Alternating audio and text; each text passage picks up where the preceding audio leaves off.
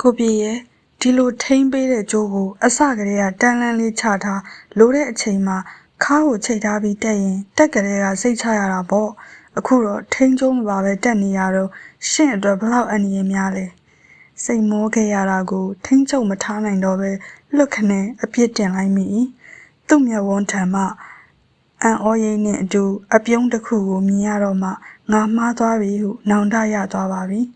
မြမစိတ်ပူတာကိုကျေးဇူးတင်ပါတယ်ဒါပေမဲ့ခါမှာချိတ်တဲ့ထိန်းကြိုးကိုအမြဲတမ်းဆက်နေရသည်ဒီလိုကြီးတန်းလန်းထားဖို့မဖြစ်နိုင်ဘူးလေ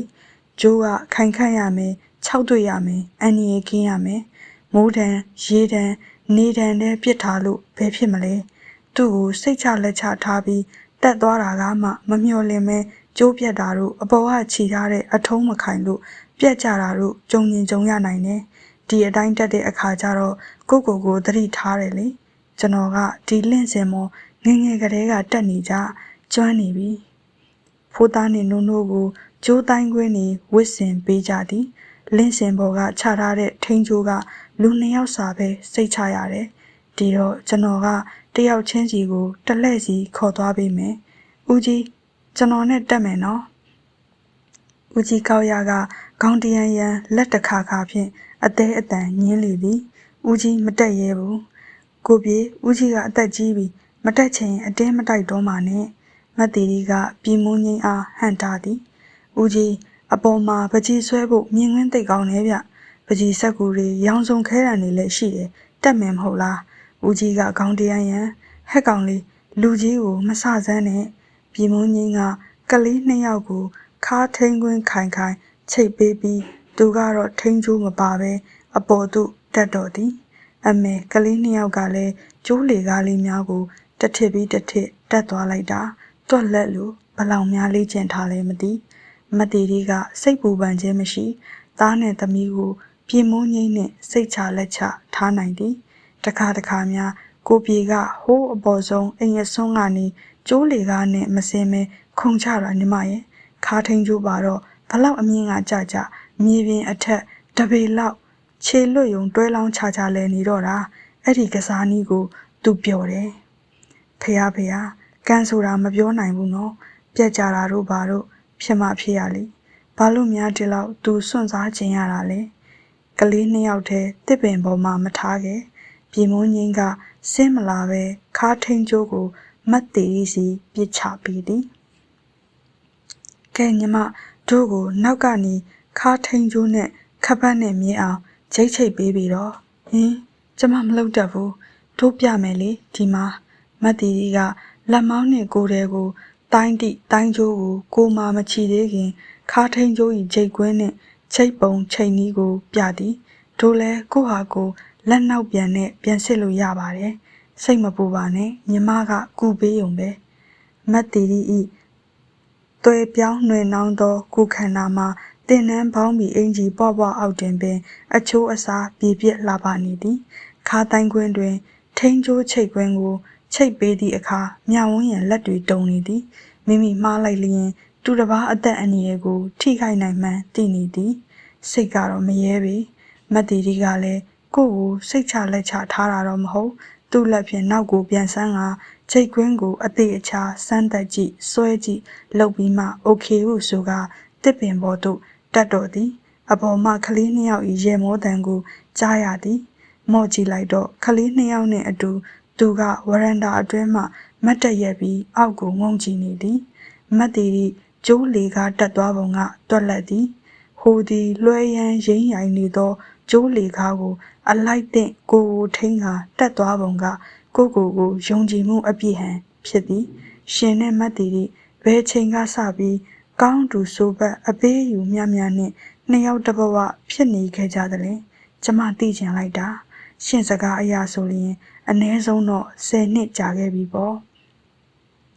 ကြည့်ပါဦးတယောက်ကလင့်စင်အိမ်တကားဝသို့ရောက်သည့်အခါတယောက်ကလှမ်းပွေဆွဲယူပြီးအိမ်ထဲသို့ခေါ်ယူတာပြီးတော့နှစ်ယောက်လုံးသဘောကျစွာရေမောလိုက်ကြတာကျမကတော့အပင်ကြီးအောက်ခြေကနေတယောက်ထဲမော့ပြီးငေးကြည့်လို့ပေါ့အိုးသူတို့နဲ့ငါနဲ့ဘာဆိုင်လို့လဲ ဦးကြီးကောက်ရရဲ့လျှို့ဝှက်ချက်သာရှိမနေဘူးဆိုရင်ငါသူတို့နဲ့တနာရီတောင်အတူရှိနေစရာမလိုဘူးထိုအသည့်တရားဖြင့်သူမနေသာထိုင်သာရှိသွားကမျက်နာကိုလွှဲလိုက်တော့မည်အချိန်ထိုအချိန်မှာပင်ပြည်မုန်းငင်း၏အပြုအမူကြောင့်အသေးအေးကနေဖြစ်ကတကိုယ်လုံးတုံရီသွားတော့သည်ပြည်မုန်းငင်းကပထမဆုံးအသက်ဝဝရှူလိုက်တဲ့ကဲ့သို့လက်နှစ်ဖက်ကိုဘေးသို့ဆန့်တန်းလိုက်သည်ထို့နောက်လေဒီသမားတစ်ယောက်လေရင်ပေါ်မှခုန်ဆင်းလိုက်သလိုပင်တစ်ပင်ပေါ်မှအောက်သို့ခုန်ချပစ်လိုက်လေသည်အမလီသေးပါပြီမတ်တီဒီအခုလေးပင်ကြိုတင်သတိပေးထားပါလျက်သူအခုလိုအမြင့်ကြီးမှခုန်ချလိုက်သောအခါမြဝန်းရန်လက်ဖြားခြေပြားတွေအေးရလောက်အောင်ပင်ထိတ်လန့်ကြောက်ရွံ့သားသဖြင့်ရောင်ရမ်းပြီးမျက်စိကိုမှိတ်ချလိုက်မိသည်ရဲမောတန်တွေကြားရတော့ကလေးတွေစီကရဲတံပြည်မုန်းကြီး၏ရဲတံမြဝန်းရန်မျက်လုံးကိုမရဲတရဲဖွင့်ကြည့်လိုက်သည်ပြည်မုန်းကြီးသည်တိုင်းကျိုးဖြင့်တွဲလောင်းဖြစ်နေတော့ခြေတော်များမြေပြင်မှတပေအကွာတွင်ပတ်ချလဲနေသည်သူ့လက်ကသူ့နောက်ကျောမှတင်းနေသည့်ကြိုးကိုခေါင်းပေါ်မှနောက်ပြန်ဆုပ်ဆွဲထားသည်သူရဲမောနေပုံကစွန့်စားမှုအတွက်ကိုတော်တော်ကြီးကျေနပ်နေပုံမြဝန်းရန်ကတော့မိမိရှေ့တွင်အဲ့ဒါလိုသူရဲကောင်းလှုပ်ပြရမလားဟုဒေါသထွက်သွားမိသည်နောက်ပြီးအပေါ်မှာကလေးတွေရှိသည်ကလေးတွေရောင်မွားပြီးအတုယူကအားကြတာမျိုးဖြစ်နိုင်သည့်အပြုအမူကိုဘာဖြစ်လို့မစင်မကျင်လုပ်ရသလဲမတီတီကရောဘာဖြစ်လို့မတားမြစ်သလဲဟာညီမကြည့်ကောင်းလို့ကြည့်နေတာလားလာပြီးကျိုးလေးဖြုတ်ပေးပါအောင်လေဗျာဒီမှာတန်းလန်းကြီးဗျပြည်မုန်းငင်းကလေထဲမှာရေမောရင်းတန်းလန်းလဲနေရာကသူမကိုလှမ်းပြောသည်အိုးဟုတ်လားသူ့ခါကထိန်ကျိုးကိုကဖြုတ်ပေးရမှာလေလားမြဝန်းရန်ကြောင်သွားသည်ဟင်းအိုးတက်တုံးကကို့ဘာသာကိုတက်တာမဟုတ်ဘူးလားဖြုတ်တော့လဲကိုယ့်ဟာကိုဖြုတ်ပေါ့ဟောဗျာတက်တုံးကမဝေတက်ပေးထားတာလေဖြုတ်တော့တယောက်ကဖြုတ်ပေးမှာပေါ့ဟုတ်သားပဲသူရှိရာသို့တွန့်ဆုတ်ဖြင့်ရှောက်သွားမိသည်သို့သောအနားရောက်မှသတိထားမိသည်သူ့ခြေထောက်တွေကမြေပြင်မှတပေအကွာမှလွတ်နေတော့ငကိုကမှသူ့အရက်ထက်ပိုနှိမ့်သည့်မိန်းကလေးကဘလို့လို့သူ့ကြောစီကိုမိမလဲနောက်ပြီးမိဒီပဲထားအောင်နောက်ကျောခါထိန်ကြိုးကြီးကတင်းနေတာထိုတင်းနေသည့်ကြိုးကြီးရဲ့ဂျိတ်ကွင်းကိုဖြီးပေးဖို့ဆိုလျင်အဲ့ဒီခန္ဓာကိုယ်ကြီးကိုပွေ့ပြီးမယူမှဖြည့်ပေးလို့ရမှာပေါ့မဟုတ်သေးပါဘူးမြဝန်းရန်မျက်မှောင်ကျုပ်လျက်အကြီးအကျယ်စဉ်းစားနေသည်ပြည်မုန်းငင်းကလည်းသူမကိုစနောက်ခြင်းဟန်ဖြင့်ခြားလဲနေသောကြိုးဖြင့်တန်းလန်းကြနေရင်းကပြုံးလျက်ရှိနေသည်မြဝန်းရန်အုံနောက်ခြောက်နေသည်သူ့ကိုဘယ်လိုနည်းဖြင့်ကြိုးဖြုတ်ပေးရမလဲအနီးနားမှာကလထိုင်တို့ဘာလို့ရှိမလားခဏလေးနော်မြဝန်းရန်အနားကစတူဆောင်လေးတဲသို့ဝင်သွား၏အဲ့ဒီမှာခုံတစ်ခုခုများတွေ့မလားစတူဆောင်ထဲမှာမီးတက်ဘူးတွေတွေ့သည်မီးဆက်လိုပုံစံမျိုးဖြင့်အနီရောင်ဆက်တစ်ခုတွေ့သည်ဘေးမှာချက်ပြားဖြစ်နေသည့်ပိုက်ကိုစနစ်တကျခောက်လျက်တွေ့တော့မှဒါဟာမီးတက်ဖို့ရေပတ်ဆက်ဖြစ်မည်ဟုတွက်မိသည်လက်နှိပ်ဓမီတွေရေပုံးတွေအခြားမိမိမသိသောစက်ကရိယာတွေအများကြီးတွေ့ရသည်တေချာတာကတော့ကလထိုင်တို့စပွဲတို့မရှိတကယ်ဆိုမတ်တက်ကလထိုင်လေးတစ်လုံးတော့ထားတဲ့နာပဲအခုဘယ်နဲ့လုပ်မလဲကဲအိုးသူ့ဟာသူရှာရှည်ပြီးခုံချတာသူများကိုရင်တုံအောင်လုပ်တာနေပါစေဒီတိုင်းပဲနေပါစေတော့ဟိုးအဲ့ဒီလိုလည်းမဖြစ်သေးပါဘူးငါရှိတယ်ဆိုပြီးငါအာကိုနဲ့ခုံချတာဖြစ်မယ်ငါတခုခုတော့လုပ်ပေးမှာပဲနောက်ဆုံးတော့မော်တော်ဆိုင်ကယ်တစ်စီးတောက်ထောက်လျက်နံရံမှာကတ်ထားသည်ကိုတွေ့ရသဖြင့်အကြံရသွားသည်ထိုဆိုင်ကယ်ပေါ်မှာသူ့ကိုမတ်တက်ရက်ခိုင်းမိနေပါဦးသူကဆိုင်ကယ်ပေါ်မတ်တက်ရက်လို့ခါထိန်ကျိုးကရော့ပါပြီတဲ့ငါအရက်ကသူ့ကိုဘယ်လိုလုပ်မိမလဲသူ့ခါကဂျိတ်ကွင်းကိုငါဘယ်လိုလုပ်ပြီးဖြေပေးမလဲပို့ဆိုးမှာပေါ့မဟုတ်သေးပါဘူးဒါအလုံးမဖြစ်ဘူးရှာစမ်းမအောင်ထပ်ပြီးရှာစမ်းမအောင်ပစ္စည်းအတူအထွားတွေကိုမှွေနှောက်လှန်လောလျက်ရှာသည်ထိုအခါကျမှစာကြည့်တိုက်တွေမှာသုံးတတ်သောအလူမီနီယံလှေကားကိုတွေ့ရသည်လှေကားကခြေလေးချောင်းထောက်ထားသည်ခြေပဝါးချလို့ရသည့်အထစ်တွေ၄ဆင့်ပါသည်ထိုအလူမီနီယံလှေကားကိုမှပြီးတည်လာခဲ့သည်ကြည်စမ်း အပြင်ရောက်သည့်အခါအံ့ဩစရာကြုံရသည်ကြည်မွန်းငင်းကမြေကြီးပေါ်မှလွတ်လွတ်လပ်လပ်မတ်တက်ရက်နေပြီးသူမှနားမလည်နိုင်အောင်ဖြစ်သွားသည်သူ့ကိုဘသူကကူပြီးဖြုတ်ပေးခဲ့တာလဲအနားမှာလည်းဘသူမှမရှိညီမလေးကလေးနဲ့ထားလိုက်လေသူကအမြောင်ဝန်းရံစီအပြေးရောက်လာပြီးသူမတဲလာသောအလူမီနီယံလှေကားကြီးကိုသူမလက်ထဲမှလက်လွှဲယူလိုက်ပြီးမြေပြင်ပေါ်မှာပင်ဖြစ်သလိုချထားလိုက်၏sorry ညီမကိုကျွန်တော်အဆလွန်သွားမိတယ်ညီမဒီလောက်အလေးအနက်ယုံသွားလိမ့်မယ်လို့မထင်ထားခဲ့မိဘူးသူ့မျက်ဝန်းဒီမှာအားနာသည့်အရေးအယောင်ကြည်နူးသည့်အရေးအယောင်ထို့နောက်ဘာအရေးတွေပါနေသေးလဲရဲမြူးရိတ်တွေပါနေသေးလားဘသူကဖြုတ်ပေးတာလဲအနီးနားမှာမြင်နိုင်သမျှမြင်ကွင်းအောက်မှာလဲလူတယောက်တလေမှမရှိကျွန်တော်တစ်ပင်စီလွှဲကပ်ပြီးပင်စီလေကရက်တွေပေါ်မှာတက်ပြီးဖြုတ်တာပေါ့ညီမရဲ့ဒီလိုပဲဖြုတ်နေကြပါအိုးမြောင်ဝန်းရဲ့ရှက်လဲရှက်ဒေါသလဲထွက်သွား၏ဒါနောက်เสียလားရှင် sorry ပါညီမရဲ့တကူလုံးထူပူတာကတစ်မျိုးမကြေမချမ်းဒေါသကတစ်မျိုးသူ့အနာကနေခွာလာခဲ့သည်ညီမတက်မယ်လေညီမအလှဲ့အိုးမတက်ဘူးမတက်ချင်ပါဘူးမဟုတ်သေးဘူးကျွန်တော်ကိုစိတ်ဆိုးလို့လားမမဝေနဲ့တက်ချင်တယ်ဆိုလဲကျွန်တော်အပေါ်ပြန်တက်ပြီးကလေးတွေနဲ့စောင့်လိုက်ပါမယ်မမဝေကိုအောက်ပြန်လွတ်ပေးမယ်ကျမဘယ်သူနဲ့မှမတက်ချင်ဘူးဟာဘာဖြစ်လို့လဲညီမအမြင့်တိတ်ကြောက်သလားမကြောက်ပါဘူးမတက်ချင်တာတခုပါပဲညီမဒေါသထွက်သွားတာကျွန်တော်သိပါတယ်ကျွန်တော်တောင်းပန်ပါတယ်ကျွန်တော်စတာနည်းနည်းလွန်သွားတယ်စော်ကားသလိုဖြစ်သွားရင်တောင်းပန်ပါတယ်မတ်တီရီနဲ့ခလေးတွေကညီမကိုအပေါ်လာစေခြင်းနဲ့အနည်းရမဖြစ်စေရပါဘူးကျွန်တော်အသက်နဲ့ရင်းပြီးအာမခံပါတယ်ဒီကရိယာတွေကမမဝေနဲ့အလုတ်သမားတွေအမြဲစစ်ဆေးထိမ့်သိမ့်နေကြမြောင်ဝန်းရံအပေါ်ကိုမော့ကြည့်လိုက်သည့်အခါကလေးနှစ်ယောက်နဲ့မတ်တီရီကမိမိတို့အားစိတ်အားထက်သန်စွာငုံကြည့်နေကြသည်ကိုမြင်ရသည်ဖိုးသားကလက်ဖွားလေးနှစ်ဖက်ကိုအော်လန်တပွဲပါဇက်ရှိမှဖြန့်လျက်လမ်းအော်ခေါ်သည်မမကြီးသားတို့စီတက်လာခဲ့ပါအခုချိန်ကြမှာတော့လုံးဝညင်းဆိုလိုက်လျင်မိမိကလေးဆန်ရာကြမည်စိတ်ကောက်တက်ရာကြမည်သူမပင့်သက်တစ်ချက်ကိုလေးလေးပင်ပင်ချလိုက်ပြီးအဖော်တက်ရန်လက်ခံလိုက်သည်သို့တော်သေချာသည်မြဝန်းရန်လုံးဝစိတ်လှုပ်ရှားတက်ကြွခြင်းမရှိတော့ပေကျိုးတိုင်းခွဲမှာခါထိန်ကျိုးချီနိုင်ဖို့အတွက်တစ်ပင်ပေါ်တစ်ထစ်နှစ်ထစ်တက်လိုက်ရသေးသည်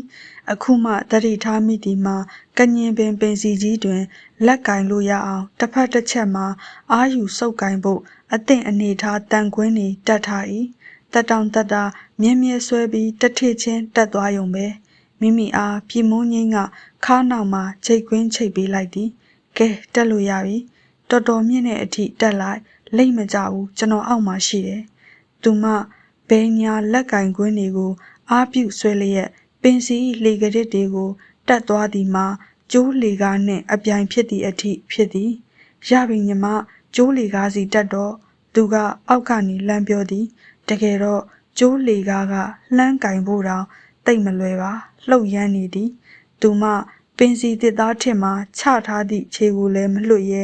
ဘယ်ဘက်လက်ကိုလည်းတန်ခွင်းကနေမဖြုတ်ရဲညာလက်ကသာကျိုးလေကားကိုလှမ်းကင်နေတာမို့လက်တစ်ဖက်ထဲဤအားဖြင့်လေကားကမငြိမ်အခြေအနေမတိုးတက်ပဲပင်စီနှင့်ကျိုးလေကားကိုတစ်ဖက်စီကင်ရင်တန်းလန်းကြီးဖြစ်နေသည်ဘယ်ဘက်လက်ကိုဖြုတ်လိုက်ပြီးလေကားကိုလက်နှစ်ဖက်နဲ့ဆုပ်ကင်လိုက်တော့လေဟင်းမြောင်ဝန်းရန်ကိုဒီလောက်နူးညံ့မှန်အခုမှလက်တွေ့သိရတော့သည်ကိုခန္ဓာကိုဘယ်လို့မှနေရာရွှေ့လို့မရကျွန်တော်လာမယ်ပင်စီအထစ်များအတိုင်းသူလိုက်ပြီးတက်လာ၏ညီမဘယ်လက်မဖြုတ်ချင်သေးရင်ညာခြေတော့လေကားပေါ်လှမ်းမာရမယ်လေကားညင်အောင်ကျွန်တော်ထိန်းကင်ပေးထားမယ်မြောင်ဝန်းရန်တက်သည့်တစ်သားထစ်၏အောက်ထစ်တွင်သူတက်ရက်လိုက်သည့်အခါသူ့ရင်ခွင်နှင့်သူမနောက်ကျောနှင့်ထိကပ်သွား၏အိုးသူနှင့်ကိုနှင့်ထိကပ်နေပြီဟုသိလိုက်သည့်အချိန်တွင်လက်ဖြားတွေအေးဆက်တုံရီလာ၏တကိုယ်လုံးပျော့ခွေအင်အားချိနေသွားသည်ဒူးတွေလည်းညွတ်လာ၏ရှုပ်လိုက်တာမတက်တော့ဘူးပြန်ဆင်းတော့မည်ဟုအော်ဟစ်ပြစ်လိုက်ခြင်းသည်ထိုအချိန်မှာသူကမြောင်ဝန်းရံကို နောက်ဖက်မှထိမ့်ပွေထားသည်ဖြစ်လားမဖြစ်ရင်စွမတက်နဲ့နော်ပြန်ဆင်းမယ်နော်လာကလေးတယောက်လိုချော့မော့သလိုနူးညံ့ညင်သာသောအတန်ဖြင့်သူနှစ်သိမ့်သည်ထိုချော့မော့စကားကြောင့်မြဝန်းရန်မျက်ရည်ဝိလဲလာသည့်အထိအားတက်သွားသည်ဒီအထိတက်ပြီးမှတော့ဆက်တက်မှာပေါ့ကလေးတွေတောင်တက်လို့ရောက်သွားပြီးပြီမဟုတ်ဘူးတက်မယ်ပြောပြီးသူခါးကိုပွေထားတော့သူ့ကိုယုံကြည်စိတ်ချစွာပင်လေကားစီသို့ခြေနှစ်ဖက်လုံးကူးပြောင်းပေးလိုက်သည်ဟုတ်တယ်good ညီမကတော့ပါတယ်ကျိုးလေကားပေါ်ခြေထောက်ချမိတော့လဲသူအလိုအလျောက်တစ်ထစ်ချင်းတက်သွားဖို့လွယ်ကူပါပဲကျိုးလေကား၏တစ်ဖက်တစ်ချက်ကျိုးတွေကလက်ကင်ဖို့အဆင်ပြေအောင်ကြမ်းလဲမကြမ်းချောလဲမချောသေးလဲမသေးတုတ်လဲမတုတ်အပေါ်ကိုမော့မကြည့်နဲ့အလိုက်တင်တက်သွားသူမ၏နောက်မှာသူတစ်ထစ်ချင်းတက်လိုက်လာခဲ့သည်ဟုသိလိုက်ရသည့်အခါမြဝန်းရန်ခြေလမ်းပြက်ချင်ဖြစ်သွားသည်ငါနောက်ကနေသူကကတ်လိုက်လာတာဆိုတော့ငါကသူ့ရင်ခွင်ထဲမှာပေါ့ဟုတွေးလိုက်ပြီးတော့မျက်နှာပူလိုက်တာရှက်စရာကြီးပေါ့အိုးအဲ့ဒီလိုမတွေးနဲ့လေဘလို့သိနိုင်မှလဲတစ်ချိန်မှာသူ့ကိုလက်တောင်လက်ထက်ရအောင်မှာပဲဟင်ဘာဖြစ်လို့အဲ့ဒီလိုအတွေးစီရောက်သွားပါလဲညီမဘာလို့ရက်နေတာလဲနီးနေပြီဆက်တက်လေခတ်တိုးအတန်ပေးတန်ကသူမ၏နေရွက်နောက်မှာကက်လျက်ကြားလိုက်ရတာမို့နေရွက်ကိုသူ့ထွက်သက်လီတိုးသွားတာတောင်တိလိုက်သည်ကြက်သီးများထလောက်အောင်မနေတတ်သလိုဖြစ်သွားသည်အင်းမမြဝန်းရန်ဘာကိုမှဆက်မတွေးပဲတလန်းချင်းလွယ်ကူပင်ဆက်တက်ကနောက်ဆုံးတော့မတ်တီ၏နှွေးထွေးသောလက်များကိုစုပ်ကင်မိသွားတော့သည်အောင်မြင်သွားပြီမတ်တီကပြုံးရွှင်စွာကြိုဆိုလေသည်တစ်ပင်အိမ်လေးသည်တွေ့ချောက်သောတစ်သားနံစိမ့်ဆိုသောတစ်ရွက်နံရောဆက်လျက်လက်ဆက်စွာမွေးပြန့်နေသည်အမြင့်မာမှုလေသာသည်မျက်နာကိုတိုးဝေသောလေကနှွေးလေဖြစ်ပေမဲ့ပူနှွေးမနေပဲအေးမြသည်ပြတင်းပေါက်လေးနှစ်ခုမှတိုက်ခတ်နေခြင်းဖြစ်သည်ကြမ်းကင်းကရှာထိုးကြမ်းကင်းဖြစ်သည်ထန်းလျက်ဖြင့်ပြုတ်လုထားသောစပွဲတစ်ခုနှင့်ပက်လက်ကလေးထိုင်တစ်လုံးရှိသည်ဘေးကဝါစင်လေးမှာတော့စာအုပ်10အုပ်15အုပ်လောက်ထပ်ထားသည်ကလေး2ယောက်ကပြတင်းပေါက်တစ်ခုမှာခေါင်းချင်းဆိုင်လျက်အပြင်သို့စိတ်ဝင်စားစွာကြည့်နေကြသည်ကျမ်းပြင်မှာတင်ပြူးဖြာတစ်ချက်ခင်းထားတော်လဲထိုးဖြာပေါ်တွင်ဘယ်သူမှမထိုင်ကြပေတစ်ပင်ထိပ်ဖြာပေါ်မှာနေရတဲ့အရာသာကနေကြည့်မှသိတာမြဝန်းရန်ရဲ့ကျွန်တော်ဒီအိမ်လေးကိုအပန်းဖြေအိမ်အဖြစ်ပြင်ဆောက်ပြီးကလေးကဒီကိုရောက်တိုင်းဒီပေါ်ကိုမတက်ဘဲမနေနိုင်ဘူးမြင်ကွင်းကတိတ်လှတယ်မြဝန်းရန်တို့3ယောက်လုံးပြတင်းပေါက်မှအပြင်သို့လှမ်းကြည့်ကြသည်စိမ့်တချို့ဝါတချို့မျိုးတချို့အမျိုးစုံသောတစ်ပင်များသည်မျက်စိတက်တဲ့ကိုအောက်နေရအနှံတချို့အပင်တွေကတော့အရွက်အကုန်ကျွေပြီးအယိုးပြိုင်းသာကျန်တော့သည်ဟိုအဝေးမှာအပင်ထူထပ်သည့်တောင်ဆောင်ဒီလိုတစ်ပင်ထိပ်ဖြားပိုင်းကိုရွက်အုပ်တန်းလို့ခေါ်တယ်ညီမအင်္ဂလိပ်လိုတော့ခနိုပီပေါ့ကျွန်တော်ဒီလိုရွက်အုပ်တန်းကိုပကြီးဆွဲတာခဏပဲသူဒီတကယ်တည့်ရွက်များကိုကမ်ဘတ်ဆက်ကူပေါ်မှာကပ်ပြီးပကြီးထက်ဆွဲသည့်နည်းကိုနှစ်သက်စွာမကြာခဏအသုံးပြုဖြစ်သည်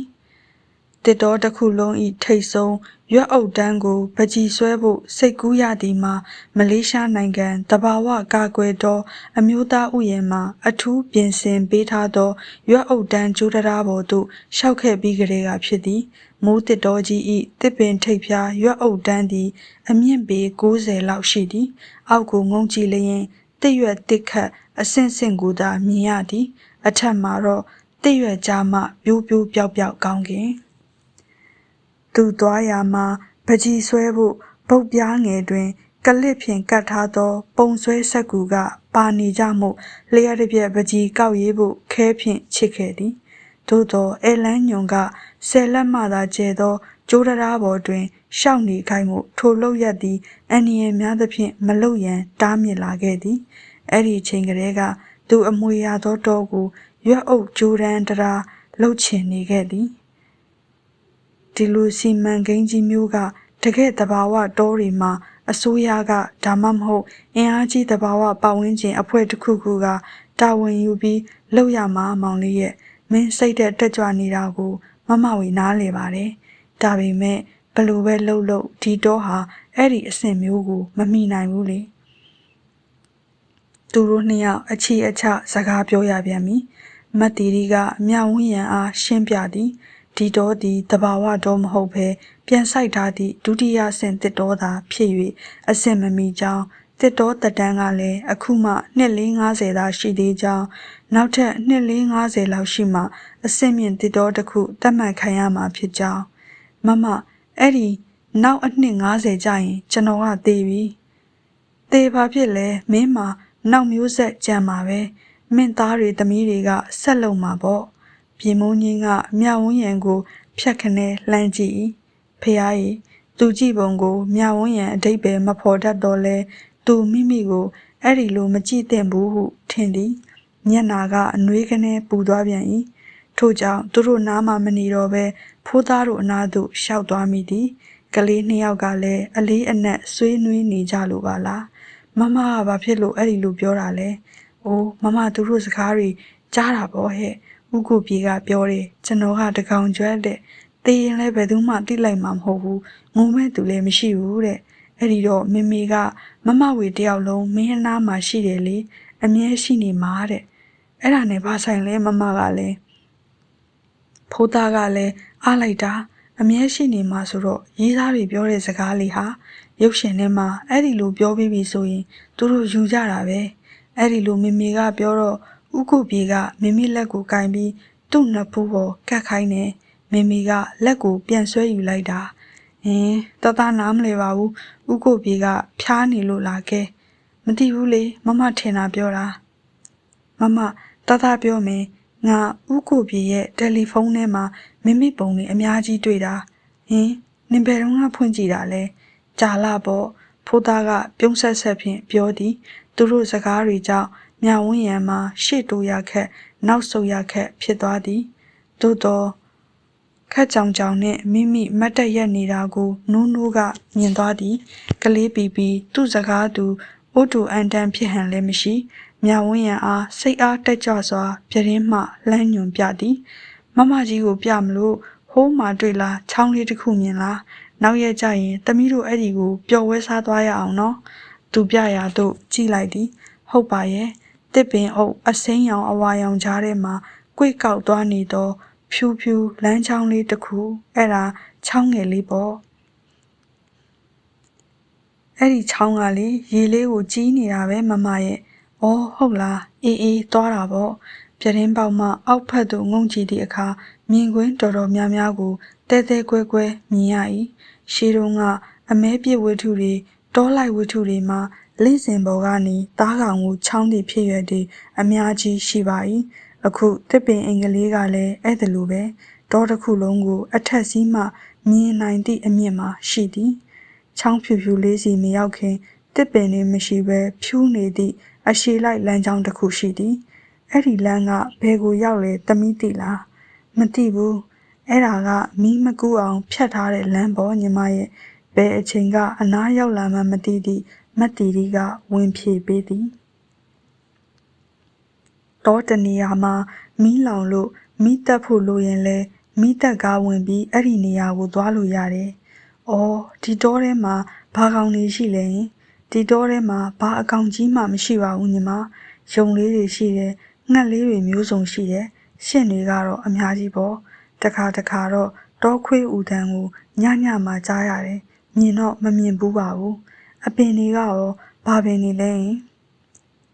ကျိုးဝိုင်းအပြင်ပါအပင်တွေကြီးပါပဲ။ကျွန်းတို့ပြင်းကရိုးတို့မပါဘူး။ကညင်နည်းနည်းပါးပါးပဲပါတယ်။အခုဒိုးရောက်နေတဲ့အပင်ကြီးကကညင်လေ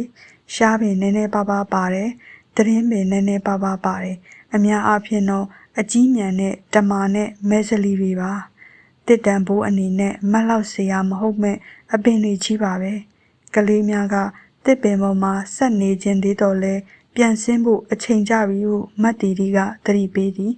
မတ်တီရီကတင်တန်းမှာစတင်ရာရှိသေးသည်ပြည်မုန်းကြီးကတစ်တောအုပ်ခန့်ဖို့လူတွေ့မေးရမှာရှိသေးသည်ဒါကြောင့်ပြန်ဆင်းကြမည်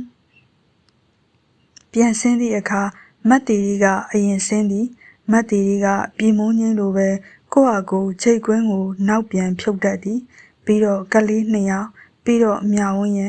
ပြီးတော့မှပြည်မုန်းကြီးကနောက်ဆုံးအထက်ထက်ဆင်းကအတက်ထက်အဆင်းကပိုခက်လေသည်နောက်ပြန်ဆင်းရတာမို့လေကရစ်ကိုခြေဖြင့်မိဖို့အချိန်ဆရတာအချိန်လဲပိုကြပြီးသတိလဲပိုထားရလေသည်ဒါကြောင့်ပြည်မုန်းကြီးကကျိုးဖြင့်ခုံချတာဖြစ်ရမည်ဟုသဘောပေါက်သွား၏သို့တော့လောလောဆယ်တော့တစ်ပင်ကမြင့်လွန်းသဖြင့်ခုံမချရဲပါတစ်ပင်နှိမ့်နှိမ့်မှာခုံချလို့ရတဲ့ကျိုးတစ်ခုခုလုပ်ပေးရန်ပြည်မုန်းကြီးကိုတောင်းဆိုရလျင်ဘယ်နဲ့နေမလဲမြေပြင်သို့အားလုံးချောချောမောမောရောက်ကြပြီမို့ဥယျာဉ်ဘက်သို့ခြိတက်ကြသည်ထမင်းကလည်းစာနေကြပြီကိုတော်တော်လှမ်းပြီးတော့မှပြည်မုန်းကြီးတုံခနဲ့ရက်သည်ဦးကြီးရောဟုတ်ပါရဲ့ဦးကြီးပဲရောက်နေလဲအနီးအနားအပင်တွေကြားမှာဦးကြီးကောက်ရမရှိဦးကြီးရေကျွန်တော်တို့ပြန်ကြရအောင်ပြည်မုန်းကြီးကအော်ခေါ်သည်များပြားလှစွာသောတစ်ပင်တွေသည်တိတ်ဆိတ်ငြိမ်သက်လျက်ရှိသည်ဦးကြီးဘလုံးပထွေးအတန်ကိုလည်းမကြားရပြည်မုန်းကြီးနှင့်မတ်တီတီတယောက်ကိုတယောက်ကြည့်လိုက်ကြသည်ဦးကြီးရေမြောင်ဝန်းရံနှင့်ကလေး2ယောက်လည်းလက်ဖဝါးကိုအော်လန်လိုပါဇက်ရှိမှတက်ပြီး1-2-3ရေလျက်3အပြီးတွင်ဦးကြီးရေဟုတပြိုင်တည်းအော်ဟစ်ခေါ်ကြသည်ပြန်ထူးသံမကြားရ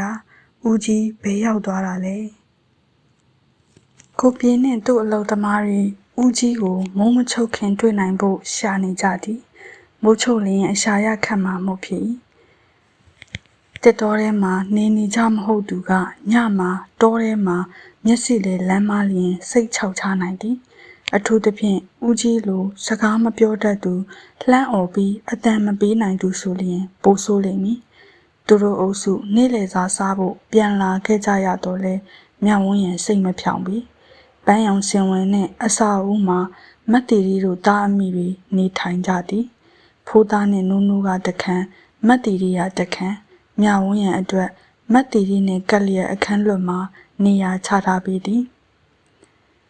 ထမင်းစားပြီးတော့မတ်တီရီကတင်နှန်းစီသို့သွားချိန်ကလေး2ယောက်ကအခန်းထဲမှာနားချိန်မြဝန်းရံမနာနိုင်သည်ဦးကြီးအတွက်စိတ်ပူနေမိသည်ပထမတော့ဥယျာဉ်ထဲမှာပင်လမ်းလျှောက်ဖို့ပါပဲသို့တော့တဖြည်းဖြည်းနဲ့တောအုပ်ဘက်သို့စူးစမ်းကျင်စိတ်ဖြင့်ရှောက်သွားနေမိ၏တစ်တောအဝင်တွင်တစ်တောနယ်မြေ၏မြေပုံကိုအခုမှတွေ့မိသည်နတ်စင်အလွန်ဆိုင်းပုတ်မှဝင်ချင်းညာဘက်နားလောက်မှဖြစ်သည်တစ်တောနယ်မြေကိုတလက်မှလျင်1 ကီလိုမီတာစကေးဖြင့်ဆွဲထားသည့်မြေပုံဖြစ်သည်ဒါဖြင့်အကျယ်အဝန်းက12 ကီလိုမီတာ460ရှိတာပေါ့အကျယ်ကြီးကိုဒီတစ်တောကနေဘာဝင်ငွေတွေများရပါလဲတောကတစ်ခုတ်တဲ့တောလားသူမတစ်ပင်တွေကြားထဲသို့တိုးဝင်သွားလိုက်ချိန်တွင်ခက်လန်းလန်းမှအတန်တစ်ခုကိုကြားရသည်အမအဲ့ဒီဘက်ကိုမသွားရဘူးလှည့်ကြည့်လိုက်တော့လူတစ်ယောက်ကသူ့စီသို့ရှောက်လာနေသည်ထိုလူသည်လက်တိုအင်ကြီးအပြာနုနှင့်အပြာရင့်ရောင်ဘောင်းဘီကိုဝစ်ဆင်ထားသည်လက်ထဲမှာစကားပြောဆက်လိုအရာတစ်ခုကင်ထားသည်အော်ကျမကိုပြင်းမုန်းကြီးရဲ့ဧည့်သည်ပါနေ့လေကဦးကြီးတယောက်တောထဲမှာမျက်စိလဲပြီးလူကွဲသွားလို့အဲ့ဒါပြန်တွေ့ပြီလားလို့သိချင်လို့သူ့မျက်နှာတွင်လေးစားသည့်အမူအရာချက်ချင်းပင်ပေါ်လာသည်အော်ဆေးရဧည့်သည်လားမတွေ့သေးဘူးဗျကျွန်တော်ဆေးရစီလှမ်းပြောပေးမယ်အမကဘာတူလဲဗျမြဝန်းရံပါသူကစကားပြောဆက်ဖြင့်လှမ်းပြောပေးလေသည်တစ်ဖက်ကကိုပြေ၏အတန်ကိုကြားရသည်ထို့နောက်ဝန်ထမ်းကကိုပြေခိုင်းသည့်အတိုင်းမြဝန်းရံအားတတ်မှတ်ထားသည့်နေရာသို့လိုက်ပို့ပေးသည်ထိုနေရာမှာရေကန်တစ်ခု၏ဘေးဖြစ်သည်ရေကန်တွေကိုရေကန်နံပါတ်1 2 3ဟုသတ်မှတ်ထား၏မြဝန်းရံသွားရမည့်ရေကန်ကနံပါတ်2ရေကန်ရေကန်တွေကတဘာဝရေကန်နေလားမဟုတ်ဘူးတူးထားတဲ့ရေကန်လေးဗျအခုလိုနွေရာသီမှာတောမီလောင်တတ်တော့လိုအပ်ရင်ရေယူလို့ရအောင်မီးရောလောင်ဘူးသလားလောင်တဲ့အဆင့်ထိတော့မရောက်ပါဘူးခဏတော့လန့်ဘူးတယ်ငိမ့်လို့နိုင်သွားတာကြီးပါပဲကျွန်တော်တို့မှာမိသက်ဘူးတို့မိသက်ပိုက်တို့ရှိတယ်လေအားလုံးကအခုလိုနွေရာသီဆိုရင်အမြဲပတ်တရောင်လှည့်နေတာ။အော်လေအဝိတ်တွင်ရောက်လာသည့်စိမ့်ရွှေအနံ့ကိုသတိထားမိသည်။ထိုရနံ့ကြောင့်သူမမူးနောက်ဖြစ်လာသည် အဲ့ဒါတစ်တိုးရဲ့အနံ့လားတဘာဝရဲ့ရင်နံ့ဒီလောက်အခန့်ရခက်လိမ့်မည်ဟုသူမတခါမှမထင်ထားခဲ့ပါတစ်ဖက်တစ်ချက်မှာမြင်နေရသည့်တောင်ကုန်းတွေပေါ်ကအပင်တွေထွက်ဂျိုင်ဝမ်းမှတစ်ပင်တွေကပုံမြင်မှတန်ဆွမ်းနေသည်တေးသေးချာချာပြုစုပြိုးထောင်ထားသည့်တစ်ပင်တွေကိုတစ်ပင်တွေကတပင်နဲ့တပင်မျိုးတူတွေအရွယ်စားကလည်းအတူတူအမြင့်ကလည်းတပင်နဲ့တပင်မကွာလားအရွက်အခက်စိတ်စိတ်အပင်တွေဤထိပ်ပိုင်းရွက်အုံမှာမပြန့်မကျဲအပေါ်သို့ဒီအတိုင်းထောင်တက်သွားသည်ဒါဘာပင်တွေလဲသူမမသိမြဝန်းရံသည်လူတွေကိုစိတ်ဝင်စားသလောက်အပင်တွေကိုစိတ်မဝင်စားပါတတ်မှတ်ထားသောရေကန်သို့ရောက်တော့လဲပြည်မုန်းငိမ့်မရှိဝန်တန်းကဒီနေရာကနေစောင့်ပါဟုပြောပြီးသူတာဝန်ရှိသည့်နေရာသို့ပြန်သွားသည်မြဝန်းရံသည်အရှိအနောက်တောင်မြောက်မတိနိုင်သောစင်တူတစ်ပင်များကြားထဲတွင်ရေကန်ဘေးမှတယောက်တည်းကြံရစ်၏ဒူးထားသည့်ရေကန်မှု4000ကျကျဖြစ်သည်အထဲမှရှိနေသည့်ရေကတိတ်မခမ်းတာကိုထောက်လျင်ဒီတော့ဟာတိတ်နေမပူလို့လားအဲ့ဒီလိုတော့လည်းမဟုတ်နိုင်ဘူးအပေါ်ကိုမော့ကြည့်လိုက်တော့တပင်ဤရွက်အုံနဲ့နောက်တပင်ဤရွက်အုပ်ကပိတ်စည်းထက်နေတာမဟုတ်ခက်ကြဲကြဲပါနေပူရှိန်ကအောက်ခြေမြေကြီးအထိဝင်လာပါပဲຫນွေမှာလဲရေပြည့်နေအောင်သူတို့ဖြစ်ထားလို့ဖြစ်ရမယ်အောက်ခြေကပေါင်းပင်ခြုံပင်လေးတွေမှာအပွင့်တချို့ရှိသဖြင့်လိပ်ပြာလေးတွေဝဲနေကြသည်ငယ်ငယ်တုန်းကတော့ဘာမှမသိခင်ကလိပ်ပြာဖမ်းရလျင်ပျော်သည်ပစင်းဖမ်းရလျင်ပျော်သည်လိပ်ပြာကိုစာအုပ်ကြားတဲ့ညက်ပစင်းကိုတော့ဖန်ပလင်းထဲမှာထက်အပေါ်ကအဖုံးအုပ်ပြန်လွတ်သွားမှလဲစိုးသေးတာကိုမိမိတိသွားတော့အကုန်ပြန်လွတ်ခိုင်းသည်ဒါအကုသို့အလုပ်တွေတဲ့အခုနေသမီးကိုလူဆိုးတယောက်ယောက်ကဖမ်းပြီးမိမိနဲ့ဝေးအောင်ခေါ်သွားမယ်အခန်းထဲမှာလောင်ပိတ်ထားမယ်ဆိုရင်သမီးမကြောက်ဘူးလားတဲ့ကြောက်တာပေါ့လူဆိုးတွေကိုသမီးကြောက်တယ်အေးလိပ်ပြာလေးတွေနေရာကနေကြည့်ရင်သမီးကလူဆိုးကြီးပေါ့သူတို့အမေနဲ့ကွဲအောင်ဖမ်းခေါ်ပြီးလောင်ပိတ်ထားတာမေမေအဲ့ဒီလိုပြောပြီးနောက်မှာတော့ဘာအကောင်ကိုမှမဖမ်းရတော့ပါတရွက်ကြွေပေါ်ခြေနှင်းတန်ကြားရသည်ညမကိုပြေစပင်ကခတ်ရှုပ်ရှုပ်အရွက်ကြွေလေးတစ်ခုသူ့စပင်ကြားမှာညက်ပြီးတင်နေသေးသည်မျက်နာကစိုးရိမ်မကင်းသည့်အမူအရာညမတယောက်ထဲလားကိုဆွေရောပြန်သွားပြီဟာဒီကောင်ဧည့်သည်ကိုဒီလိုက်ပို့ပေးပါဆိုတာကိုနားမလည်ဘူးတယောက်တည်းထားခဲ့ဖို့မှမဟုတ်ပဲအနားမှာစောင့်နေမှာပေါ့ရပါတယ်ကျမမကြောက်ပါဘူးမိန်းကလေးတယောက်တည်းလူပြက်တဲ့နေရာမှာမဟုတ်ဘူးလေဒီတစ်တော့ကအခွင့်မရှိမဝင်ရလေဘယ်လူစိမ်းကရှင်တို့မသိအောင်ဝင်မှာတော့ညမမသိပါဘူးကဲပြောအခုဘာဖြစ်လို့လိုက်လာတာလဲဟုတ်တယ်ကျမဘာဖြစ်လို့ဒီတော့တဲ့အထိလမ်းလျှောက်လာမိတယ်လဲကိုပြန်မေးကြည့်မိသည်တိကျသောအဖြစ်မရကျမစိတ်ပူလို့စိတ်မပူပါနဲ့ညီမတွေ့မှာပါမတွေ့အောင်ပုံးရှောင်နေတာမဟုတ်ဘူးဆိုရင်ဒီတော့မှပျောက်เสียအကြောင်းမရှိပါဘူးဝန်ထမ်းတွေအခုလူဖြန့်ပြီးရှာနေကြတယ်ဒီဘက်တောင်ဆောင်မှာတော့မရှိဘူးဟိုဘက်တောင်ကြားထဲရောက်သွားတယ်ထင်တယ်ဟိုတစ်ပင်အိမ်ကလေးပေါ်ကနေမကြည့်ဘူးလားကြည့်ပြီးပြီဒါပေမဲ့ညီမအဲ့ဒါကမိခိုးဘယ်နေရာကထွက်တယ်လဲဘယ်အပိုင်းမှာမီးလောင်နေလဲဆိုတာပဲမြင်ရတာတစ်ပင်တွေအောက်မှာသွားနေတဲ့လူကိုတော့အပေါ်ကနေမမြင်ရဘူးကိုပြေဤခေါင်းပေါ်ကတိရွက်6တစ်ခုကိုဆွဲယူဖယ်ရှားပေးလိုက်ရမလားမတင်တော့ဘူးလားစဉ်းစားနေခိုင်းသူကမြဝန်းရံဤမျက်လုံးအကြည့်ကိုရိပ်မိသွားသည်ဘာလဲဘာတွေ့လို့လဲမလုံမလဲခေါင်းကိုပုတ်သည်သူ့လက်ကတနေရာအမိုက်ကတနေရာဟိုအမိုက်လေးညာဝန်းရံလက်ဖြင့်အမိုက်ကိုဖယ်ရှားပေးဖို့ဘဲကတတ္တိတွေဝင်လာမှန်းမသိကိုဘာမှမထူးခြားသည့်ဟန်ဖြင့်သူ့စပင်ကြားမှညက်နေသောတိရွက်လေးကိုဆွဲဖြုတ်ယူပြီးသူ့လက်ထဲသို့ထည့်ပေးလိုက်သည်ထို့နောက်နှစ်ယောက်လုံးအတိတ်ပဲဘာမှမသိပဲပြိုင်တူရေမောလိုက်ကြသည်ကဲနောက်တနာရီအတွင်းဦးကြီးကိုတွေ့အောင်ရှာဖို့ကျွန်တော်လူအင်အားထပ်ပြေထားတယ်ညရောက်သွားရင်မကောင်းဘူးနောက်ပြီးထို့နောက်စကားကိုမဆက်ဘဲဖြတ်လိုက်၏စိတ်မပူနဲ့ညီမဒီနားကနားနေဆောင်တဲ့ခဏဝင်နေရင်ကောင်းမယ်အထက်ကနေတကားပိတ်ထားလိုက်ပေါ့ သူပြောသည့်ဒီနားဆိုတာကတော်တော်လေးဝေးသည့်ဒီနားဖြစ်သည်ခြေလန်း300မကလှမ်းရသည်ဟုထင်မိသည်သူကမြဝန်းရံကိုရှေ့ကသွားစီပြီးနောက်ကနေလိုက်လာသည်ကိုပြေကျမတခုလောက်ဆက်စုခြင်းနဲ့ပြောလေနုံတို့အဖေကဘယ်ရောက်သွားတာလဲနုံတို့အဖေကနိုင်ငံခြားရောက်သွားတာကြာပြီသွားကလေးကဒီကမိသားစုကိုအဆက်အသွယ်မလုပ်တာခုဆိုဖိုးသားလေးအသက်နဲ့အမျှပဲ။အော်အခုနောက်ပိုင်းတော့သတင်းရတယ်။သူအဲ့ဒီမှာနိုင်ငံခြားသူတယောက်နဲ့အိမ်တောင်ကြနေတယ်တဲ့။ဒီလောက်ချစ်စရာကောင်းတဲ့မိသားစုကိုများသူမို့ခွဲထားရက်ခဲ့တယ်နော်။ခလေးတွေကကိုပြည့်ကိုတော်တော်တန်ရောစင်တွေ့နေကြပြီနော်။သူမစကားကြောင့်ပြည်မုန်းငင်းကမြဝန်းရံကိုငဲ့ကြည့်သည်။မြဝန်းရံဤမျက်ဝန်းမှာဘာအတိတ်ပဲရှိနေလဲ။သို့တော့ထိုအတိတ်ပဲကိုသူဖော်တတ်မှာမဟုတ်ပါ။ဘာကြောင့်လဲဆိုတော့သူမကိုယ်တိုင်ပင်ဘာကြောင့်ဒီကောက်ချက်ကိုချလိုက်မိတယ်လဲသိမှမသိတာတန်ရောစင်တော့တွေ့ပါတယ်ဒါပေမဲ့ကျွန်တော်ကသူတို့ချစ်ခင်ပြီးအားကိုးရတဲ့ဦးလေးတစ်ယောက်ပါပဲပြည်မုန်းငင်းကကြိုတင်ရှင်းပြထားသလိုပြောသည်အလေးနဲ့ပြောခြင်းဖြစ်သည်သူ့နှက်ခမ်းမှာအပြုံးမရှိတီကြည်သောမျက်ဝန်းတို့ဖြင့်မြဝန်းရံအားတဲ့တဲ့ကြည့်ပြီးပြောခြင်းဖြစ်လေသည်နားခူဆောင်သည်တစ်လုံးဖြင့်စောက်ထားသည့်ရိုးရိုးရှင်းရှင်းခိုင်ခန့်သောတောရင်းအိမ်တစ်လုံးဖြစ်သည်အရိပ်ကောင်းသောပိန်းနှဲပင်ကြီးတစ်ပင်ကလွဲပြီးသူ့နားမှာတစ်ပင်ထူထပ်ခြင်းမရှိတစ်လုံးတို့ကိုဒေါင်းလိုက်မဟုတ်ဘဲအလျားလိုက်စီထားသည့်အိမ်နံရံဖြစ်သည်အိမ်ဝန်ပေါက်တကားကိုတော့ကြီးကြီးတစ်ခုဖြင့်ခတ်ထားသည်ပြည်မုန်းငင်းကတော့ကိုဘောင်းမီအိတ်ထဲမှနှိုက်ထုတ်မီလုပ်ပြီးမှတတိယသွားကမြဝန်းရံဘက်သို့လှည့်ကြည့်သည်ကျွန်တော်လည်းညီမကိုတစ်ခုလောက်တော့ပြောချင်တယ်တောင်းဆိုတယ်လို့သဘောမထားပါနဲ့တောင်းပန်တယ်လို့သဘောထားပါနော်ပါလေပြည်မုန်းငင်းက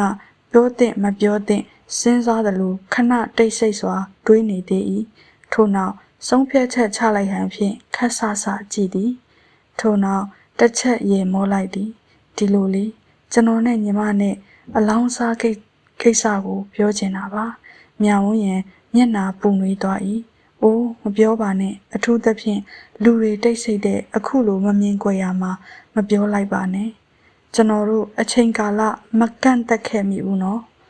အင်းလဲမဖြေဟင်းအင်းလဲမဖြေသင်ဘာမှကိုမပြောသင့်သည့်အကြောင်းအရာပါထို့ကြောင့်သူ့ထံမှမျက်နာလွှဲလျက်နံရံမှတစ်လုံးတွေကိုရေတွက်ကြည့်နေမိသည်ကျွန်တော်တောင်းပန်ချင်တာကအဲ့ဒီအချိန်ကာလကိုတစ်နှစ်အဖြစ်သတ်မှတ်ရအောင်လားလို့မကြည့်မိအောင်ရှောင်ဖယ်ထားခဲ့သည့်သူ့မျက်နှာကိုအမှတ်မထင်မော့ကြည့်လိုက်မိသည်အရင်တုန်းက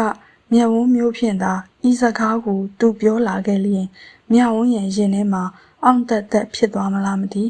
အခုတော့သူ့မျက်ဝန်းထဲမှာတခါမှမမြင်ဘူးသည့်အရေးတစ်ခုကိုမြင်လိုက်ရသည်ဘာအတိတ်ပဲမှမသေးကွဲပေမဲ့တက်မက်ရိတ်တွေ့တာရိတ်မျက်နှိုးရိတ်ဟုတ်နိုင်ပါမလားကျမများလူရာကိုဆွဲယူအတိတ်ပဲကောက်မိနေတာလားဘာဖြစ်လို့လဲကျွန်တော်ကမြဝန်းရံကိုတစ်နှစ်ထက်ပိုပြီးမဆောင်နိုင်တော့ဘူးသူရုတ်တရက်မျက်နာလွယ်မျက်လွှာချလိုက်မိသည်တတိတ်တိတ်ခုန်နေသောရင်ဖြင့်စကားကိုပြောဖို့စွန့်အားသွားသည်ညီမတိတ်ဆွဲကောင်းတာကိုကျွန်တော်မြင်နေရတယ်နောက်ပြီးညီမရှာနေတဲ့အရာကိုတွေ့သွားမှလဲကျွန်တော်စိုးရိမ်နေမိပြီသူမအခုအချိန်မှာသူ့ကိုမော့မကြည့်မိတာရှက်နေလို့မဟုတ်ပါသူ့မျက်လုံးနဲ့စုံမိလျင်သူ့အကြည့်တွေဤညှို့ယူမှုကိုမလွန်ဆန်နိုင်ပဲအထိန်အကွမရှိသူ့ရင်ခွင်မှာမျက်နာအပ်မိသွားမှာကိုကြောက်လို့ပါနေ့လေတုန်းကကျိုးလီကတက်စင်ကလိုပင်မြဝန်းရံဤခြေထောက်တွေတဆက်ဆက်တုံရီလာတာပျော့ခွေညွတ်ကျသွားတော့မတတ်ဖြစ်သည်ခဏကြာရင်ပိုဆိုးလာတော့မည်အခုနေတစ်လုံးအိမ်နံရံကိုမိတွယ်ထားလိုက်ရင်ကောင်းမလားကျွန်တော်မရှုံးရဲဘူးညီမရဲ့သူမခြေစုံရက်နေမိ၏မရှုံးရဲဘူးအဲ့ဒါဘာအတိတ်ပဲလဲကွယ်နော်တစ်နှစ်လောက်ပေးပါထို့နောက်သူတော့ကိုထုတ်ကတော့ဖွင့်လိုက်၏တကားကိုအကျယ်ကြီးဆွဲဖွင့်ပေးလိုက်သည်တစ်နှစ်ဟုတ်တယ်တစ်နှစ်ကျမတို့ဒီအတိတ်ပဲမရှိတဲ့အလောင်းစားကိုဖျက်လိုက်ကြရအောင်လား ဘယ်နဲ့လဲကိုပြေဟာမလုပ်ပါနဲ့ညီမရဲ့မဖြတ်ကြစုနဲ့ကျေးဇူးပြုပြီးမျက်နာအပြက်အပြက်ဖြင့်တောင်းပန်တိုးရှိုးသည့်သူ့ဟန်အမူအရာကိုမြဝန်းရင်မရေရက်ပါတနှစ်ဆိုရင်တော့ကိုပြေမရှုံးတော့ဘူးလို့ထင်နေပေါ့ခါတိုင်းလူခက်ထိထိပြုံးဖို့စူးစမ်းလို့မရပဲအတန်တိမ်တိမ်ဖြင့်သာမေးလိုက်မိသည်မရှုံးနိုင်ဘူးရှုံးခဲ့ရင်ကောမြဝန်းရင်သူ့ခံစားချက်ကိုတကယ်သိချင်ပါသည်ညီမရဲ့ကျွန်တော်ယောက်ျားပါယောက်ျားကလေးကျွန်တော်ကလေးတီးပါတယ်မြဝန်းရင်ပင့်သက်တစ်ချက်ရှိုက်ဖြစ်သည်လာညီမဒီမှာနားနားနေစောင့်ပါဧကန်ဆောင်တွင်အကျန်းတဲ့ကလထိုင်စပွဲဆက်တီများရှိသည်နိုင်ငံပတ်ပတ်လည်မှာတော့ပြကန်းတစ်ခုတစ်ဖွဲဓာတ်ပုံများပကြီးကားများကိုချိတ်ဆွဲထား၏တခုရီသောပြတင်းပေါက်မှဝင်လာသောဝင်ကာနီးနေ၏အလင်းဖြော့ဖြော့သည်တခန်းလုံးအတွက်မလုံလောက်နိုင်ထို့ကြောင့်သူကစပွဲကျင်မိအိမ်ကိုခလုတ်ဖွင့်လိုက်သည်မိအိမ်တွေကအများကြီးညီမတစ်ခုနဲ့မလုံလောက်ရင်နောက်တစ်ခုထပ်ဖွင့်အလင်းရောင်ထဲမှာနေကျွန်တော်နောက်တနာရီကြာရင်ပြန်လာခေါ်မယ်ဒီကနေဘဲမှမသွားနဲ့နော်ကျမလိုက်လို့မရဘူးလားမရဘူးသူကတားမြစ်သည့်ပုံစံပေါက်အောင်ခပ်ပြုံးပြောပေမဲ့တားတာကတော့တားတာပါပဲမိန်းကလေးခြေလန်းဆိုတာယောက်ျားလေးခြေလန်းကိုဘယ်မိမလဲကျွန်တော်တို့ခရီးတွင်ဖို့လိုတယ်မိန်းမတွေကိုနှိမ်နေပေါ့လေသူမနှက်ခမ်းခတ်တင်းတင်းစေပြီးပြုံးလျက်မေးလိုက်သည်မိန်းမတွေကိုနှိမ်တာမဟုတ်ပါဘူးမမဝေလိုမိန်းမမျိုးကြတော့တော်ယုံတန်ယုံယောက်ျားလိုက်လို့မမိအောင်မှာတာထိုစကားကိုပြောချိန်တွင်သူ့မျက်ဝန်းများတောက်ပလျက်ရှိသည်မတ်တီရီသည်သူ့အတွက်တန်ဖိုးထားလေးစားရသည့်တယောက်တည်းသောတက်ရှိဖြစ်နေပြီဟုသိကြနေသည်ဒါနဲ့များအခုဟာကရေဘူးရကိုပြောတာပါအဓိကကတော့မြမမလိုအပ်ပဲပင်မဆင်းရဲမှာဆိုလို့နေခဲ့နော်သူကနေခဲ့လို့ပြောတာကိုမိမိကဇွတ်လိုက်ခြင်းနဲ့ဆိုလျင်အတိတ်ပဲတစ်မျိုးကောက်သွားနိုင်သည်မို့ခေါင်းငိမ့်ကသဘောတူလိုက်သည်နေခဲ့တာကဘူတင့်တော်ပါတယ်အမှန်တိုင်းပြောရရင်သူမညောင်းညာနေပါပြီဒီပုံကဘသူပုံလဲရင်ခေါင်းရင်းနံရံမှာချိတ်ထားသည့်ကလက်ထိုင်မှာထိုင်နေသည့်အမျိုးသားကြီးတစ်ယောက်၏ဓာတ်ပုံတစ်ပုံကိုကြည့်ပြီးမေးလိုက်မိသည်ဓာတ်ပုံစေးသားရောလူအဝတ်အစားရောပရိဘောကပါရှေးခေတ်ကမှန်တိတာနေသည်အဲ့ဒါကျွန်တော်အဖိုးပေါ့ဒီတစ်တောကြီးရဲ့ပိုင်ရှင်အဖိုးကဒီတောကိုလုံးဝအထိမခံဘူး။အော်တစ်ပင်ကိုချစ်ပုံရတယ်။ကိုပြေကတဘာဝပတ်ဝန်းကျင်ထိမ့်သိမ်းရေးကိုအဖိုးစီကအမွေရတာပဲ။ထိုအခါကိုပြေကခတ်တာတာရဲသည်။မထင်ပါနဲ့ညီမရဲ့အဖိုးကတေးတာသွားရောတောပြစ်တာကိုအမြဲဂုံယူတဲ့လူကြီးရန်ကုန်ကသူ့အိမ်မှာဆိုသူပြစ်ခဲ့တဲ့တောကောင်တွေရဲ့ခေါင်းတွေကို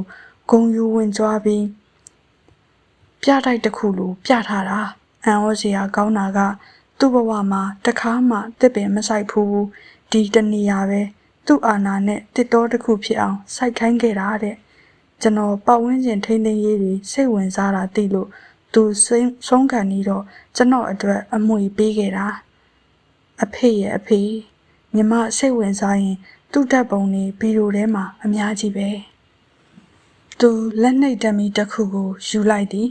ညီမတကားကိုပိတ်လိုက်အောင်နော်အခုပိတ်လိုက်ထို့နောက်သူထွက်သွားသည်ဆက်ဖြင့်လှမ်းစကားပြောတန်တဲ့သည်ဝေးလျက်ပျောက်ကွယ်သွားသည့်အထိတကားနားမှာသူမမတ်တက်ရဲ့ကြံရစ်ခဲ့သည်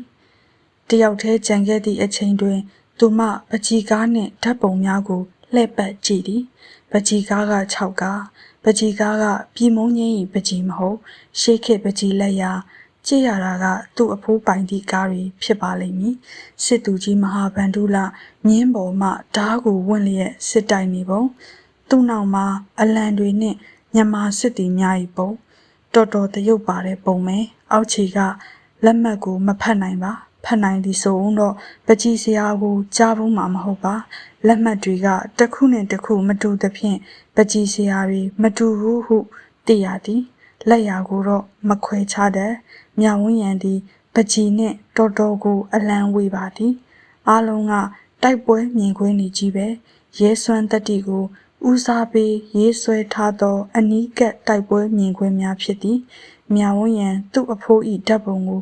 နောက်တစ်ကြိမ်ပြန်ကြည့်လိုက်ပြန်သည်ဒီတစ်ကြိမ်မှာတော့သတိထားလိုက်မိသွားတာကအဖိုးဤမျက်လုံးတွေကမှန်ပါသည်မေးရိုးက4000ကြကြစိတ်ဓာတ်မာကြောသည့်ပုံထိုင်နေပုံကူကမတ်မတ်တောင်းတောင်းအဆဆအရာရာသတိထားနေသူဤဟန်ဖြစ်သည်ဓာတ်ပုံကစုစုပေါင်း9ပုံအားလုံးအဖိုးဤအရွယ်အမျိုးမျိုးနှင့်နေရာအမျိုးမျိုးကဓာတ်ပုံတွေဖြစ်၏တမိုင်းကိုပြောပြနေသည့်ဓာတ်ပုံတွေဖြစ်သည်ညစာစားပွဲဓာတ်ပုံတို့လက်ဆွဲနှုတ်ဆက်နေပုံတို့စင်မြင့်မှာမိန်ခွန်းပြောနေပုံတို့10မိနစ်အတွင်းမှာအားလုံးကိုကြည့်ပြီးသွားသည်ထိုအခါဗီဒီယိုတဲကအေဗန်တွေကိုထုတ်ကြည့်ရပြန်သည်စာအုပ်တွေမတွေ့ရရှေးခေတ်လူကြီးလက်ရည်နှင့်မှတ်စုစာအုပ်ဟောင်းတအုပ်တော့အေဗန်ဒီကြားမှာတွေ့ရသည်အဖွားပြုံးလိုခဲတံဖြင့်မထင်တထင်တွန့်တွန့်ကွေးကွေးမရဲတရဲရေးတာမဟုတ်မှင်ဖြင့်ရေးထားသည်ထင်ထင်ရှားရှားကိုယုံကြည်စိတ်ချဟန်ဖွားပြုံးလိုဈေးစရင်တို့ဈေးမီတို့ကိုကျွေးစရင်တို့မှတ်တာမဟုတ်လုပ်ငန်းဆောင်ရွက်ချက်များကိုမှတ်တမ်းတင်ထားခြင်းဖြစ်သည်နေဆွဲအတိအကျနေရာအတိအကျခုနှစ်ခ1982ခုနှစ်ဆိုတော့အခြေခံဥပဒေရွေးကောက်ပွဲမတိုင်မီပေါ့အစလည်းမပါအဆုံးလည်းမပါသူ့တာဝန်တွေလုပ်ငန်းစဉ်တွေကိုအတူချုပ်ရေးထားခြင်းဖြစ်သည်မြဝန်းရန်မှတ်စုကိုဘေးသို့ချပြီးဓာတ်ပုံတွေကိုလှန်လောကြည့်မိသည်အဲ့ဒီအထက်ကစိတ်ဝင်စားရသည့်ဓာတ်ပုံမှာအဖိုးနှင့်ကလေးငယ်တယောက်ဤပုံဖြစ်၏ကလေးငယ်ငယ်လေးဤမျက်နှာပေါက်ကြပုံနှင့်မျက်လုံးမျက်ခုံးနှာခေါင်းပါးစပ်ကပြေမုံကြီးငယ်စဉ်ကမှန်းသိတာသည်သူ့အသက်2နှစ်အရွယ်လောက်ဖြစ်လိမ့်မည်ကြည်စံငယ်ငယ်ကလေးကညစ်ကြဲကြဲအပြုံးနှင်ပါကလားမြဝန်းရန်ထိုဓာတ်ပုံလေးကိုကြည့်ပြီးပြုံးမိသွားသည်သူ့ပေါင်ပေါ်မှာတင်ထားသည့်ကလေးငယ်လေးသည်တစ်ချိန်မှာသူ့ခြေရာကိုနင်းမလားဟုအဖိုးမျှော်လင့်ခဲ့ဘူးလိမ့်မည်တဘာဝပတ်ဝန်းကျင်ဆိုင်ရာပကြီးဒီဇိုင်းပညာရှင်ဖြစ်လာလိမ့်မယ်လို့ဘယ်ထင်ခဲ့ပါမလဲထိုအခိုက်တကားခောက်တန်တစ်ခုကိုကြားလိုက်ရသဖြင့်မြဝန်းရန်လန့်သွားသည်ချက်ချင်းမတ်တက်မရက်မိသေးပဲခဏစောင့်နေလိုက်သည်ဘသူများလဲနောက်ထပ်ထက်ခောက်သည်ဒီတစ်ချိန်တော့အတန်ကိုပါကြားနေရသည်ညီမဦးကြီးပြန်လာပြီအိုးမြဝန်းရန်ထိတ်ခနဲရင်ခုံရလောက်အောင်ပင်ဝမ်းသာသွားသည်တကားကိုအပြေးအလွှာသွားဖွင့်လိုက်၏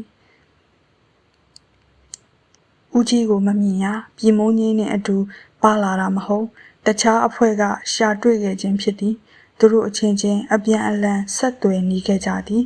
အဝေးမှခြေတံများနှင့်စကားပြောတံများကိုကြားရသည်သူတို့နှင့်အလောတကြီးထွက်ကြိုကြသည်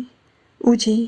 မြဝန်းရန်သည်အဖိုးကြီးအားဘယ်ချိန်ကလေးကဒီလောက်တန်ရောစဉ်ဖြစ်မိသွားမှန်းကိုပင်မသိလိုက်ပြီအခုတော့သိလိုက်ရသည့်အချိန်မှာလူနှစ်ယောက်ကြားမှာပါလာသောဦးကြီးကိုအပြေးအလွှာပွေဖတ်မိလိုက်သည်